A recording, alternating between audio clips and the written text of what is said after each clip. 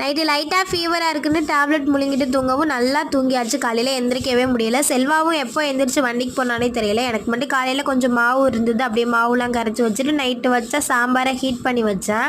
எனக்கு தோசை ஊற்றலான்னு எல்லாம் ரெடி பண்ணிகிட்டு இருக்கும்போதே செல்வா வண்டிக்கு போனவே சுத்தமாக டூட்டியே வரல. ஃபோன் பார்த்து ரொம்ப தலைவலிக்குது பாப்பா அப்படின்னு வீட்டுக்கு வந்துட்டான். சரி, அவன் வந்ததுக்கப்புறம் ஒரு பக்கம் சாப்பாடு வச்சாச்சு மதியத்துக்கு. தோசை கல்லில் எனக்கு ஒழுங்காகவே வராது. செல்வா 2 நாளாக கண்டினியூவாக நல்லா எண்ணெய்லாம் ஊற்றி ட்ரெயின் பண்ணி வச்சுட்டா. அதனால் இன்றைக்கி தோசை நல்லா மொறு மொறுன்னு சூப்பராக வந்திருந்தது.